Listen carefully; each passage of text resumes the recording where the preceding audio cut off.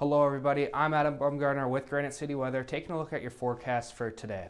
Today we're going to stay pretty warm under mostly cloudy skies with a high into the high 40s. As we head into tonight, we're going to see those clouds stick around and we'll cool off into the mid 30s for our low. And looking at the surface map today, we can see that there's not too much going on in Minnesota or the Midwest, but when we look off to our west, we see some pretty strong systems. It's going to make its way over to us, bringing us some chances of rain as we head on later into the week. As we can see for Wednesday, about the entirety of the state is looking at chances of rain. And then as we head into Thursday, the same thing as well. Lots of states seeing chances of rain as well as some mixed precipitation off to our west. That's moving with this low pressure system with a cold front behind it, which might start to cool us down as we come into the upcoming days. So over the next 3 days, Wednesday, tomorrow, we're going to warm up still. We'll get into the low 50s for our high. Still under cloudy skies, but as we head into Thursday, that's where we're going to see those chances of rain start to make their way in.